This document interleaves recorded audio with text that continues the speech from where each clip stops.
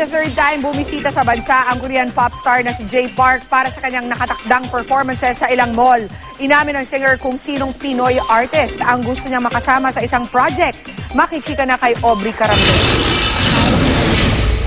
Tila mas lalo pang uminit ang lagay ng panahon sa pagdating sa bansa ng Korean pop sensation na si Jay Park. Narito siya ngayon para sa series of performances sa ilang malls. You know, I love the Philippines. It's nice here. They treat me very well here. They show me a lot of love. Born and raised sa Amerika si Jay Park na sumikat sa K-pop boy band na 2PM. Nag-number 1 din noon sa South Korean music charts ang version niya ng kantang Nothing on You na unang pinasikat ng dugong Pinoy na si Bruno Mars. Bilib din pala si Jay Park sa talentong Pinoy at isa sa mga ina-admire niya ay ang Pinay singing sensation na si Charisse. Charisse is like one of the best singers, I think, for her age, like in the world.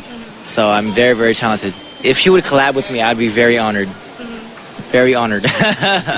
Bukod naman sa nakatakdang performances niya sa Pilipinas, looking forward na rin daw ang Korean singer na muling matikman ang paborito niyang chicken adobo at lumpia. Gusto niya rin daw masubukan ang nightlife dito. At dahil ito na ang ikatlong beses ni Jay Park sa bansa, may ilang Filipino words na nga siyang alam. You know, mabuhay. I know, maraming salamat. And mahal kita. Aubrey Caramel updated sa Showbiz Happening.